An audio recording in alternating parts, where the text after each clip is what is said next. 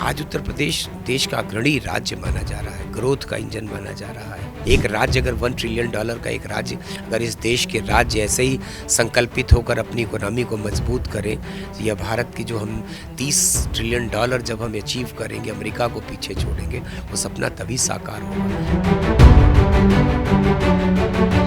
उत्तर प्रदेश सरकार ने आज एक बड़ा बजट उत्तर प्रदेश के लोगों के नाम समर्पित किया है। हमारे साथ योगी सरकार के मंत्री डॉक्टर दयाशंकर मिश्रा दयालु हैं। सर, एक बड़ा बजट जो है वो उत्तर प्रदेश के लोगों को मिला है, लेकिन विपक्ष आपका हमलावर है। शिवपाल सिंह यादव कहते हैं कि ये कागजी बजट है।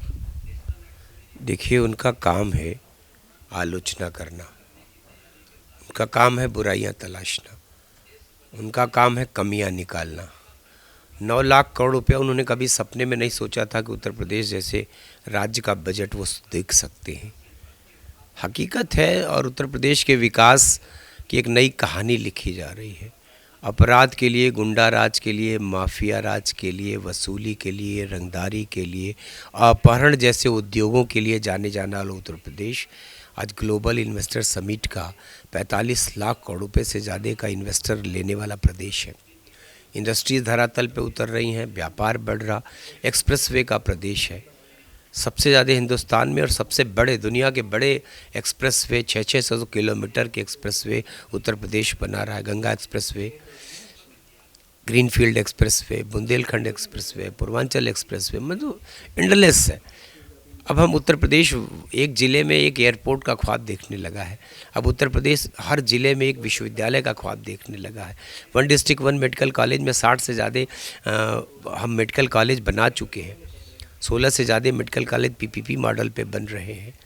हमने अस्पतालों को एकदम नया कर दिया। हमने प्राइमरी विद्या स्कूलों को बदल के रख दिया।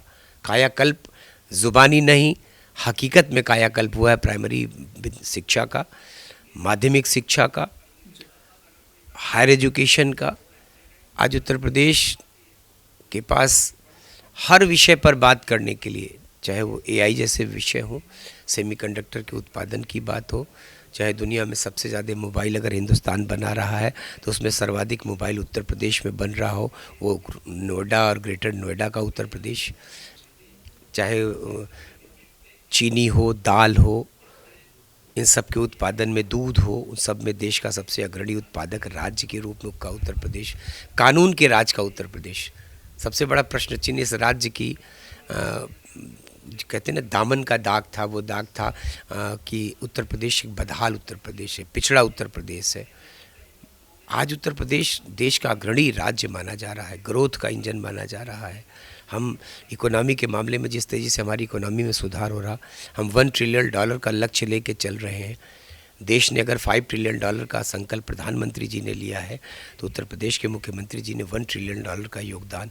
एक राज्य अगर $1 ट्रिलियन का एक राज्य अगर इस देश के राज्य ऐसे ही संकल्पित होकर अपनी इकोनॉमी को मजबूत करें, तो यह भारत की जो हम $30 ट्रिलियन जब हम अचीव करेंगे, अमेरिका को पीछे छोड़ेंगे, वो सपना तभी साकार होगा जब एक एक राज्य $1 ट्रिलियन के लिए काम करेंगे।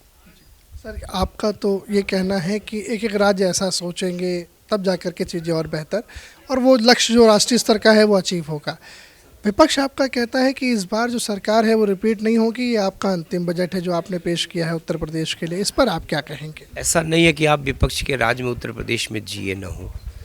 आपने बसपा का भी राज देखा है, आपने सपा का भी राज देखा है, आपने जो समझौते की सरकारें चला करती थी अतीत में 6-6 महीने की पारी की, उसको भी आपने देखा है बड़ा करीब से।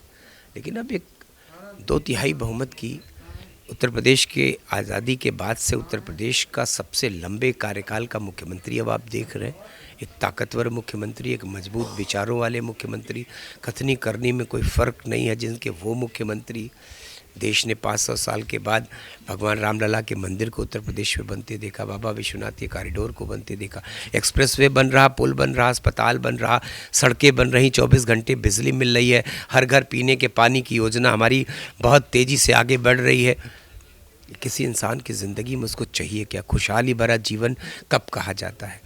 जब उसको शुद्ध खाने का अनाज मिले, पीने का शुद्ध पानी मिले, सड़कों पे अच्छी सड़कें मिले चलने के लिए, 24 घंटा बिजली मिले रोजी रोज़गार से लेकर ज़िंदगी जीने के लिए, इलाज के लिए अच्छे अस्पताल मिले, उसके यूथ, उसके बेटे को अच्छा रोज़गार मिले, उसकी बेटियां सुरक्षित हों, तो जो संपूर्ण एक ऐसा वातावरण उत्तर प्रदेश का बना है, और विपक्ष ने कैसे बदहाल करके रखा था। अगर आप अनजान हो, हमको तो लगता है कि हमारी उत्तर प्रदेश की मीडिया को विपक्ष के उन बातों पर खुद उनसे सवाल पूछना चाहिए कि क्या आपको दिखाई दे, ये 9 लाख करोड़ रुपए कहाँ खर्च होंगे। पाई पाई आपने देखा कि किस मद में किसके लिए कितना रुपया दिया गया, स्वास्थ्य के लिए, सड़क के लिए, ऊर्जा के लिए। आज हम ऊर्जा के लिए आत्मनिर्भर उत्तर प्रदेश बनने जा रहे हैं। हम ग्रीन एनर्जी की बात करते हैं, हम सोलर एनर्जी की बात करते हैं, हम विंड एनर्जी की बात करते हैं, हाइड्रोजन एनर्जी की बात करते हैं। देश के प्रधानमंत्री जी ने 7 से हाई स्पीड कॉरिडोर बनाया, तो उसमें 2 उत्तर प्रदेश को दिया, काशी से दिल्ली और काशी से सिलीगुड़ी। देश में 20 वाटरवेज बनाया, तो उस वाटरवेज में मैक्सिमम वाटरवेज उत्तर प्रदेश से होकर गुजर रहे हैं। देश का पहला वाटरवेज जो आपके सामने शुरू है हल्दिया से लेकर काशी तक, वो उत्तर प्रदेश से ही होके जाता है। देश की सारी महत्वपूर्ण ट्रेनें, आप कह सकते हो कि इनका हब है उत्तर प्रदेश। रेल के लिए तो कोई ऐसी विधा नहीं, उत्तर प्रदेश इस देश की आत्मा है, और बड़े केंद्र की सरकार की भी प्राथमिकता में उत्तर प्रदेश है। उत्तर प्रदेश योगी जी की प्राथमिकता में सदैव है, और एक बदला हुआ उत्तर प्रदेश है। उनके दौर में आपने तस्वीरें देखा होगा कि एयरपोर्ट पे गोबर पाथने का काम होता था, गांव के लोग खलिहान करते थे। आज उत्तर प्रदेश में 21 एयरपोर्ट पे काम हो रहा, 5 इंटरनेशनल एयरपोर्ट हैं, सारे एयरपोर्ट काम कर रहे हैं, फंक्शनल हैं। बनना, एक एयरपोर्ट बनाना बड़ी बात नहीं। आज एयरपोर्ट पे आने जाने वाले जहाज़ों की संख्या बड़ी है। हिंदुस्तान में कितने लोग उत्तर प्रदेश आए हैं, मात्र पिछले 8 सालों का आंकड़ा देखेगा तो आपको लगेगा कि इतने लोग उत्तर प्रदेश में आए क्यों। स्पिरिचुअल टूरिज़्म जिसको आप कहते हैं, तीर्थयात्रियों की संख्या, दर्शनार्थियों की संख्या, ये रामकृष्ण और भगवान शंकर की नगरी का उत्तर प्रदेश है। ये भगवान बौद्ध के जीवन से जुड़ी तमाम महत्वपूर्ण स्थानों का उत्तर प्रदेश है। जैन धर्म के तमाम प्रवर्तकों को, महावीर को छोड़कर न जाने कितने प्रवर्तक यहाँ पैदा हुए हैं। अयोध्या और काशी में 4 जैन धर्म के तीर्थंकरों की जन्मस्थली है। अधिकांश लोगों की अयोध्या है। तो चाहे जैन सर्किट हो, चाहे बौद्ध सर्किट हो, चाहे इस देश में आध्यात्मिक टूरिज़्म के लिए मैंने आपसे कहा कि करोड़ों करोड़ संख्या का आंकड़ा आप देख रहे हैं, तो आपको लग रहा है कि इन शहरों में मेला सा लगा हुआ है। तो गौरवशाली उत्तर प्रदेश ने अपने अतीत के गौरव को फिर से आगे बढ़ाया है, अपनी आध्यात्मिकता को, अपनी धार्मिकता को, अपने गौरव को, अपने उत्तर प्रदेश की ताकत का एहसास सारे संसार को कराया है। आज उत्तर प्रदेश के विकास का मॉडल, उत्तर प्रदेश में अपराध के दमन का मॉडल, अपराधियों के खिलाफ चलाए जाने वाले अभियानों का मॉडल सारा देश देख रहा है।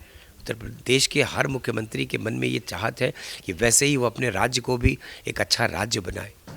तो विपक्ष आलोचना करता है। अब विपक्ष आलोचना न करे, पक्ष नाम नहीं है, उसका नाम ही विपक्ष है। पक्ष के खिलाफ बोलने का नाम ही विपक्ष होता है। तो वो आलोचना न करेगा तो करेगा क्या। हमारे बजट की तारीफ वो कर दे तो उनका वजूद मिट जाए, हमारी अच्छाइयों को अच्छा कहना शुरू कर दें तो उनके पार्टी का वजूद संकट में पड़ जाएगा।